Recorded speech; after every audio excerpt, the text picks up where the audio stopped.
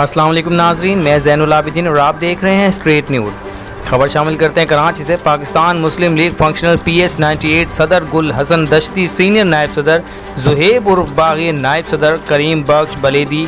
General secretary Asim عظیم شیخ، deputy general secretary Muhammad Murad, deputy information secretary Ahmad ترین، نائب صدر لکیر، رابطہ سیکرٹری ستار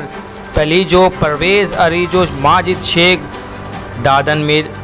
عمران میرالی، عمران ساگر اور دیگر لوگوں کی جانب سے UC5، UC6 اور PS 98 کی دیگر علاقوں سے تعلق رکھنے والے افراد جو بڑی تعداد میں کراچی کی مشہور ترین روڈ شاہراہ فیصل بلوچ کالونی پر فلسطین کے مسلمان بھائیوں کی حمایت میں نکلے۔